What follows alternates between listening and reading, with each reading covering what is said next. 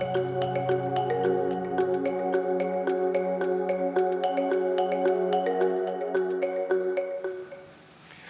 evening, ladies and gentlemen. Welcome to this panel. I'm Costas Mitropoulos. I'm the chairman of Attica Bank, and I will be the moderator of the discussion. Before officially starting the panel, I would like to inform you that Minister Costas regrettably will not be joining us due to a urgent personal problem. He asked me to convey to the audience, the organizers and the panel, his regrets and apologies for not being with us, and also asked me to read his initial remarks, which I will do later. Infrastructure is a huge thing. It is estimated that over the next 20 years, the world will be spending on infrastructure $80 trillion. Asia will be accounting for half of it. Europe will be spending around $15 trillion in infrastructure. The European Recovery Fund that has been announced in the last few days has earmarked 560 billion euros for infrastructure projects.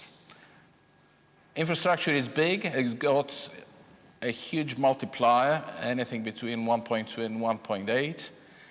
But also there are issues that this panel will discuss, issues concerning the right mix of infrastructure projects, issues concerning the speed of preparation and execution of projects, and issues concerning the funding of the projects. To discuss these things, we have and get a better understanding of what lies behind. We have with us, except Minister Karamanlis, whom I will very briefly present, although he's absent. Minister Karamanlis has studied history and economics and law and diplomacy at Tufts. He has worked in the private sector at UBS Warbooks and then as CEO of Martinica Shipping. He was first elected at the parliament in 2015, and he served as shadow minister and then as the Minister for Infrastructure and Transport. With us, we also have Dr. Dmitry Pankin, the president of the Black Sea Trade and Development Bank. Dr. Pankin is an economist with a PhD from St. Petersburg University. He has been the chairman of the St. Petersburg Bank for Reconstruction and Development and the Eurasian Development Bank. He served twice as Deputy Minister of Finance of the Russian Federation, and since 2018 is the president of the Black Sea Trade and Development Bank. With us is also Mr. Christos, executive chairman of AVAX, one of the large Greek construction and concessionaire companies. He is a mathematician from Cornell with an MBA from MIT, and he is serving on a number of boards, private company boards. Before asking the panelists to make their initial remarks, we have a video message from the colleague of Mr. Karamanlis, the Honorable Adamczyk, Minister of Infrastructure of the Republic of Poland, commenting on infrastructure in the region. So could I have the video, please? Panie Ministrze, Panie Prezesie, Szanowni Organizatorzy Forum, Szanowni Państwo.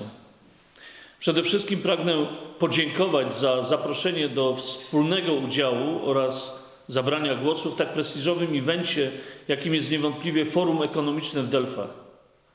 Organizatorom chciałbym pogratulować uwieńczonego sukcesem uporu w dążeniu do jego realizacji w tak specyficznych przecież warunkach, jakie stworzyła na wiosnę tego roku pandemia COVID-19. Chciałbym z zadowoleniem zauważyć, że współpraca Polski i Grecji wciąż aktywnie się rozwija, a krajom naszej części Europy zależy na tym, by wreszcie po raz pierwszy w historii uzyskać niezawodne połączenie transportowe Morza Bałtyckiego z Morzem Egejskim i Śródziemnym. Niewątpliwie taką możliwość da realizacja naszego wspólnego projektu drogowego, jakim jest Via Carpatia.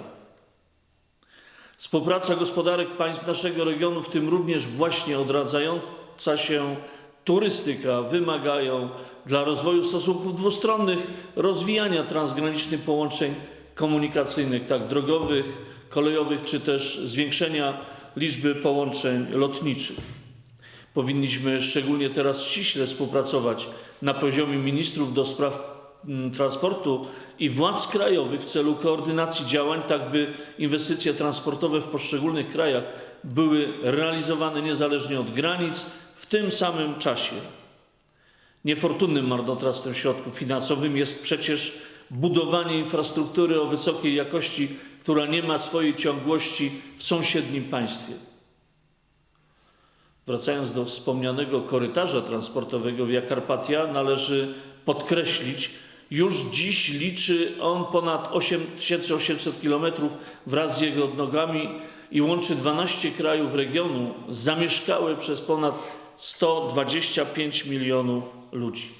Dziś Via Carpatia stanowi szansę na rozwój wielu regionów położonych głównie na wschodzie i południu Unii Europejskiej. Jest to brakująca oś układu transportowego obsługująca wschodnie pogranicze całej Unii Europejskiej, prowadząca od portów Morza Bałtyckiego po porty Morza Czarnego, Morza Egejskiego czy Adriatyckiego. Stanowić będzie nie tylko szlak dystrybucji towarów z Azji czy innych regionów świata, ale przede wszystkim otworzy wzajemnie na siebie rynki krajów naszego regionu. Greccy i polscy przedsiębiorcy będą mogli znacznie poważniej planować eksport czy inwestycje u siebie nawzajem właśnie dzięki tej drodze. Nie należy również zapominać o bezpieczeństwie naszych krajów i obywateli w szeroko rozumianym znaczeniu militarnym. Mam tu na myśli państwa wschodniej flanki NATO i rolę, jaką dla ich bezpieczeństwa odgrywa możliwość szybkiego i sprawnego przemieszczania się wojsk sojuszu wzdłuż naszych wschodnich i południowych granic. To swoista droga rokadowa. Korytarz Via Carpatia byłby niewątpliwie odpowiedzią na takie zapotrzebowanie. Z zadowoleniem przyjąłem informację po grudniowej konferencji poświęconej projektowi Via Carpatia, zorganizowanej przez Uniwersytet Arystotelesa w Salonikach, że uczestniczące w nim władze lokalne oraz prasa grecka bardzo przychylnie i entuzjastycznie wręcz wypowiadały się o projekcie. Odniosłem wrażenie, że z punktu widzenia tego pięknego greckiego miasta Via Carpatia jest również postrzegana jako droga życia. Pragnę nadmienić, że podczas ubiegłorocznej międzynarodowej konferencji ministrów państw Via Carpatia zorganizowanej w Polsce został podpisany i formalnie przekazany do Komisji Europejskiej wniosek o włączenie korytarza Via Carpatia do sieci bazowej TEN-T. Niezmiennie liczę, że podpis Grecji pod tym wnioskiem to tylko kwestia czasu. Docelowo przecież po podjęciu wspólnych działań wobec Komisji Europejskiej wszystkie państwa liczą na pozyskanie finansowania na budowę Via Carpatia, przede wszystkim na odcinkach, które w sposób bezproblemowy pozwolą na dojazd, ale także i turystów tą nowoczesną i bezpieczną drogą do granic i ośrodków gospodarczych, turystycznych Grecji. Szanowni Państwo, płyniemy na tej samej łodzi wszyscy. Wszystkie kraje regionu, tak doświadczonego historią. Jeśli część wioślarzy na naszej łodzi nie będzie wiosłować, to daleko niestety nie dotrzemy. Życzmy sobie wszyscy, abyśmy byli tego nieustannie świadomi. Razem możemy więcej, natomiast podzieleni prędzej czy później przegrywamy. Tego uczy nas historia naszego regionu. O tym wiemy. Życzę Państwu owocnych obrad, wszelkiej pomyślności, a przede wszystkim zdrowia w tych nietypowych czasach.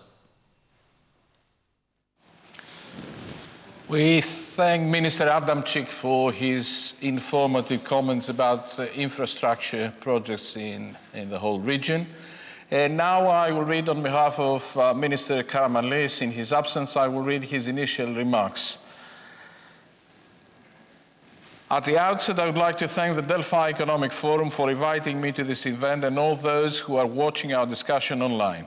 And of course, I wish to welcome all distinguished participants in this panel, the esteemed colleagues, ministers, and the President. The Delphi Economic Forum has become a real institution for the public and responsible public dialogue in the country, and we are all looking forward to participate this year. But unfortunately, due to the Covid-19 outbreak, it had to be postponed. The fact that it is now taking place, even in this peculiar way, is another sign that we are steadily and carefully moving back to normality. Or to say it even better, it is a great example that we are entering the phase of normality, the post-Covid era, where we have to align ourselves, our habits and needs, even our institutions, to the new reality. Therefore, in this new framework, Greece, like all other countries, is trying to restart the economy. My speech will highlight an essential part of the Greek government's plan. Let's be clear and honest. In such turmoil of global dimensions, restarting the economy is not an easy task. The state has to operate showing the same seriousness and determination that it showed during the crisis. In order to put our economy back on trail, it is necessary to increase our productivity and therefore invest accordingly. We have to focus exactly where the multiplier for the economy is bigger. There is no doubt that such a sector is the infrastructure sector. In other countries in Europe, as well as in the US, it has already been announced that a huge amount of money will be directed to infrastructure projects. Likewise, in Greece, these projects have been prioritized by the Greek government for the economic recovery. You know, in our government, we do not perceive the infrastructure projects as a tool of election planning and canvassing like previous governments would do. We perceive them as tools for economic growth, primarily because they create jobs directly, all those who are working on these projects, and indirectly, all those working around them. Secondary, and this is quite important, because when we have infrastructure projects in the Greek regions, they help the whole local communities to grow and improve. They facilitate the entrepreneurship and the business initiatives. They attract investments. In many cases, they help whole marginalized areas to get out of the misery and isolation. Moreover, they upgrade life quality, education, and health of all citizens involved. For all these reasons, infrastructure projects, as I already mentioned, have a great multiplier effect on the economy. It is an investment that's worth doing because it has great return results. However, the issue is that when we came to power almost a year ago, on the one hand, we realized that big top priority projects had been excessively delayed or had other problems that seemed almost impossible to overcome. And on the other hand, there was no planning whatsoever for the next generation infrastructure projects that our country needs. I'm not stating that these issues can be resolved overnight, and the need to resolve them is even bigger today amidst the new international crisis. We are working relentlessly to resolve them without catchy words or big promises. It is in this politics approach model that I believe in the politics that bear fruits in the long term. So today, our government's next day plan, the main focus of the plan of infrastructure projects, is worth over 13 billion euros. I can give you very specific examples like the Thessaloniki subway, the Patra-Pyrgos road connection, the completion of the E65 highway. Projects that have been delayed have caused discomfort for the Greek people. Other examples include new projects like the VOAK in Crete, the Attica extensions, and the Thessaloniki regional road. In our ministry, we are ready to move forward even faster to expedite all relevant procedures, while we are about to review, where need be, the legal framework of public works, Law 44/12. We are determined to move forward with transparency, speed, and effectiveness. Last but not least, I want to emphasize that we are determined to overcome all bureaucratic issues of the past. To this end, we need the European Union's help because, let's face it, Europe is also a bureaucracy.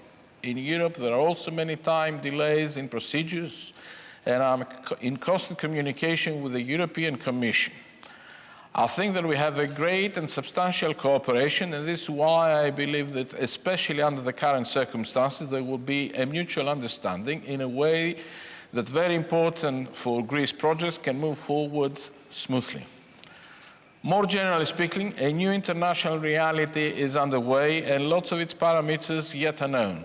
Personally, I'm a firm pro-European. I believe in Europe, and concerning the post-Covid-19 era, I hope for a new approach of international cooperation at all levels and issues, from public health to the economy, etc.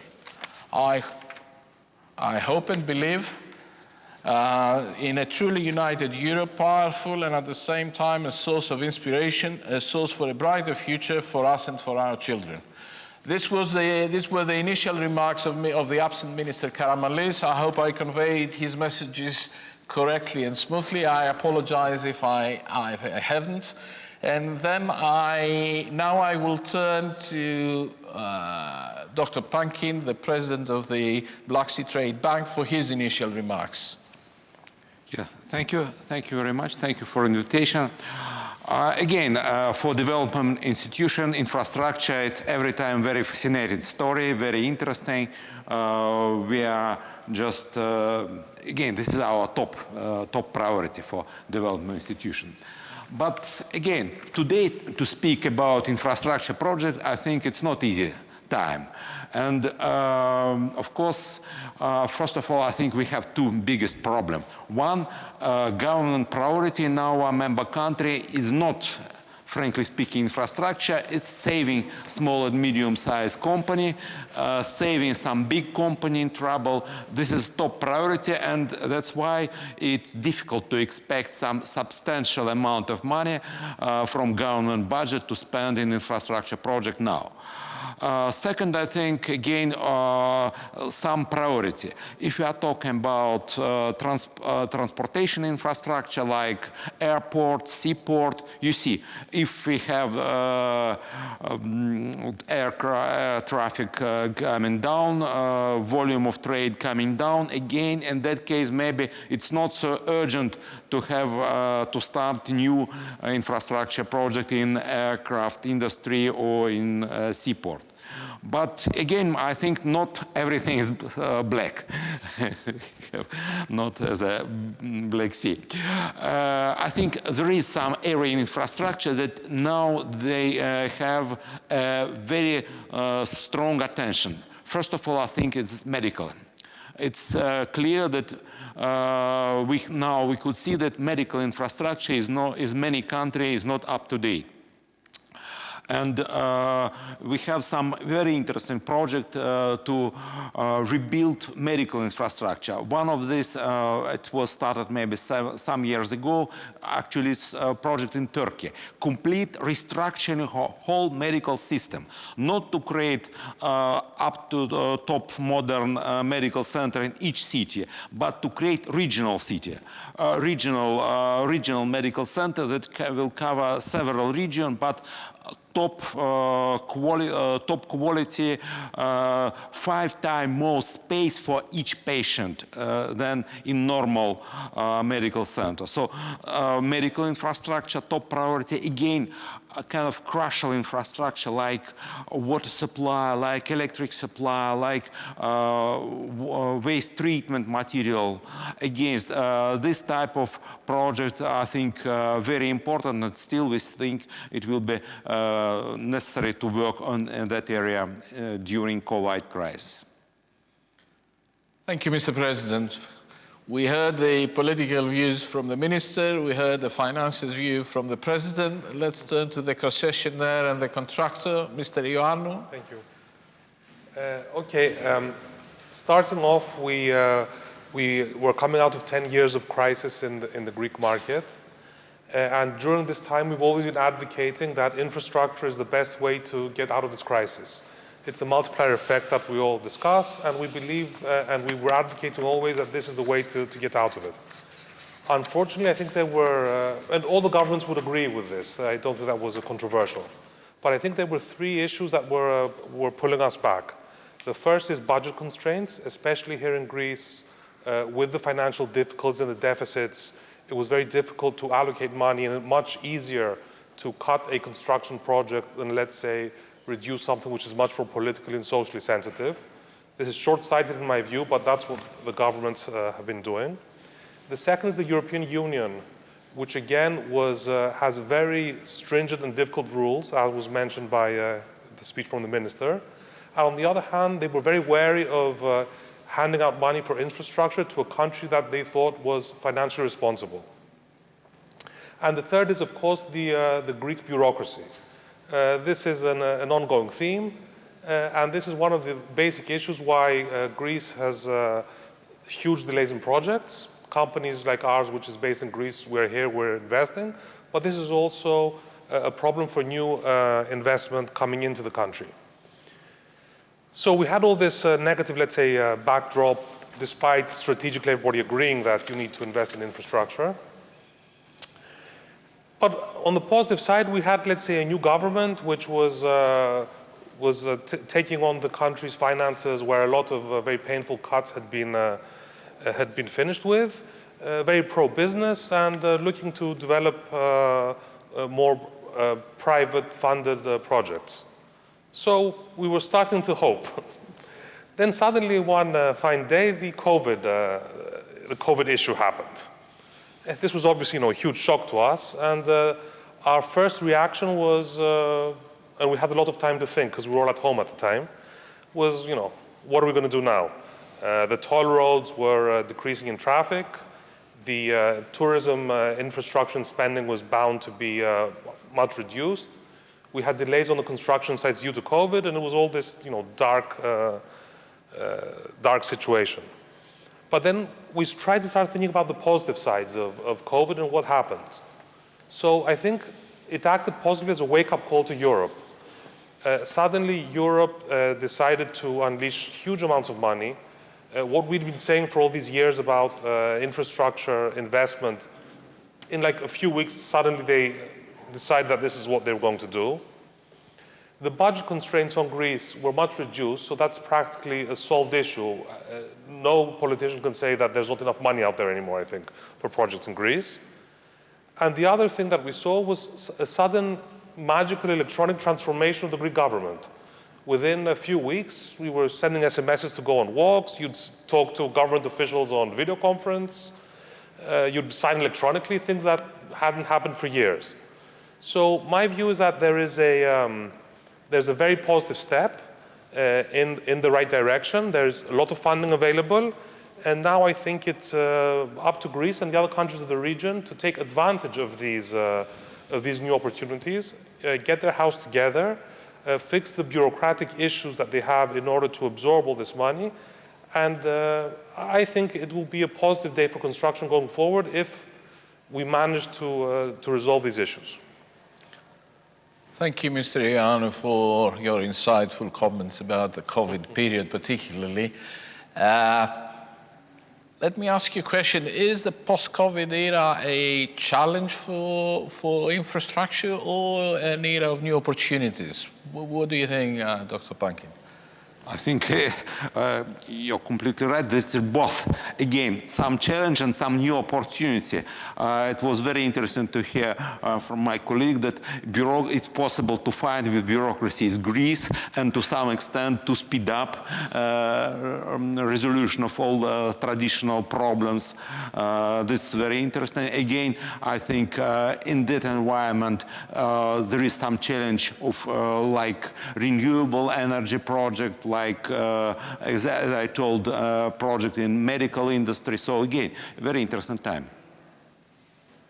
From the concessionaires and contractors' point of view, a challenge or an opportunity to develop business further? No, I think short term it's definitely a challenge. I mean, the way to operate and the delays in this, it's been quite difficult. But overall, I think it's an opportunity not because of COVID, but because of the money that's being released due to COVID. It's, let's say, it's a tragedy, but there is, let's say, a silver lining to it. I think that money will come in, it will be spent, and I think it's all going to be about connectivity now. All the countries have been doing their projects, and now it's a matter of, the railway with the ports and the roads and the natural gas and all this connecting to have this network effect that I think will be very positive for the region. But do you think in this whole portfolio of potential projects that Greece, the 13 billion that the minister mentioned, is the particular optimal mix is something that you do before others, or they just take their time in the queue and they get executed, the projects? Would you change the sequence of projects? I think changing sequence in Greece is not something, if something is starting, you have to finish it. So if we start to rethink and to go back and forth, what we need is decisiveness and to break the bureaucracy and the various issues that can stop a project.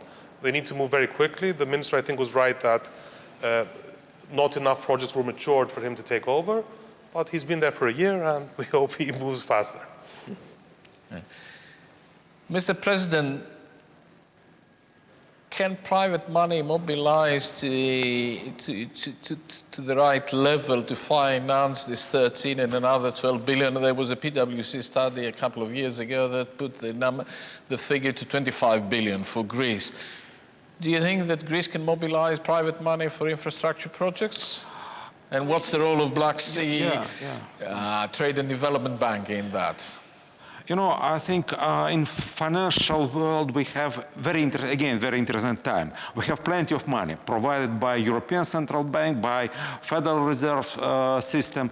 They are fighting crisis by injecting enormous amount of liquidity in the market, and it's very positive. It's very interesting. But this amount of money is not going up to, let's say, medium, small size company, especially in many of our member countries as an emerging market country. And we see now huge growth in CDS spread for projects like in countries like in Ukraine, like in Turkey, Russia, Caucasus country.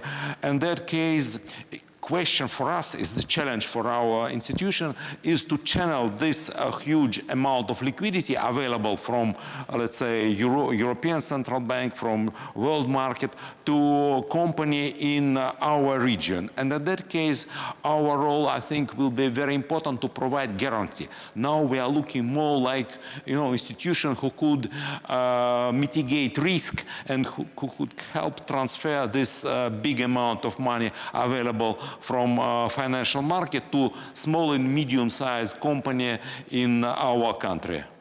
Right. Thank you. We only have 1 minute, so I'll ask the final question. The minister spoke about delays, and the market talks about delays. You also mentioned this thing. Is there any advice you can give the absent minister, of course, to reduce his delays? Is there any reform that you would recommend to him to implement immediately so that projects in preparation and execution are sped up? Yeah, I think my view is that one should focus more on PPP, BOT projects, private projects, where we see that the private investor has a responsibility and the ability to move things faster. We've seen, for example, the regional airports.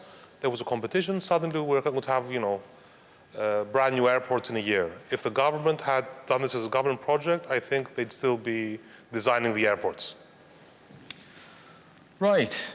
I think we've reached the end of this useful exchange of ideas. As I said, regrettably, the Minister of Infrastructure and Transport was unable to attend, so I have to second him for his speech. Thank you very much for your ideas and comments and then advice to the Minister.